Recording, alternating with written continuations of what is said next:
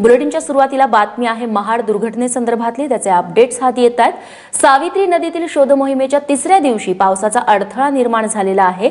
कालपर्यंत सावित्री नदीच्या वाहून गेलेल्या 14 मृतदेह हाती लागलेले आहेत आणि आज उजेड पडल्यानंतर शोध कार्य सुरू होणार आहे। पण त्याआधीच महाडमध्ये जोरदार पाऊस सुरू झाल्याची माहिती मिळते, त्यामुळे या शोध कार्याला आता काहीसा उशीर होऊ शकतो अशी माहिती हाती येते।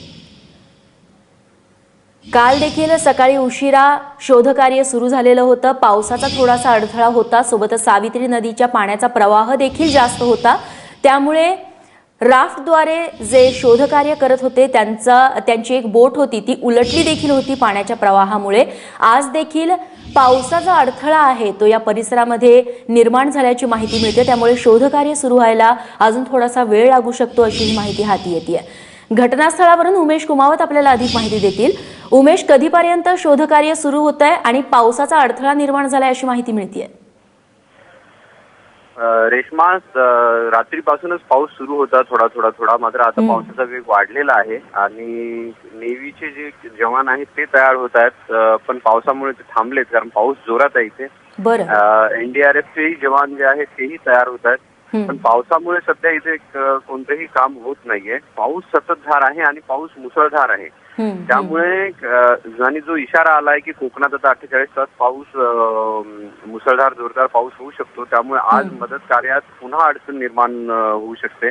म्हणजे काल पाणी जो पाण्याचा फोर्स होता आणि जे पाणी पुलाच्या खालचं पाणी होतं ते कमी झाल्यामुळे अनेक मृतदेह मिळत होते काल, मात्र आज पुन्हा पावसामुळे त्यात एक मुश्किल येऊ शकते, मुश्किल उभी राहू शकते आणि वेळ सुद्धा लागू शकतो, कारण पावसामुळे ज्या बोटी आहेत त्या नदीत फिरायला थोडा त्रास होतो, त्यामुळे थोडा वेळ जेव्हा एकदम मुसळधार पाऊस असतो त्यावेळेस बचाव कार्य थोडा वेळ थांबवण्यात येतं। हीच एक मोठी जी मुश्किल आहे ती आज दिसते। आता नेव्हीचे जे जवान आहेत ते बोटीत बसतात आणि एवढ्या पावसातही त्यांचा एक प्रयत्न आहे की कशाही प्रकारे, कारण एका ठिकाणी जी जागा आहे खोल खड्डा आहे, नेव्हीच्या लोकांचं असं म्हणणं आहे की तिथे कदाचित बस असावी, कारण तिथे पाणी हे 90 डिग्रीने वळसा घेऊन जातंय एका ठिकाणी आणि नदीच्या जवळपास जे घटनास्थळ आहे त्याच्यापासून जवळपास ते अर्धा किलोमीटर 500 मीटर दूर आहे ती जागा। तिथे एक मोठा खड्डा आहे आणि तिथून हे पाणी वळसा घेऊन जात आहे। म्हणजे नदीत जर पाणी एवढं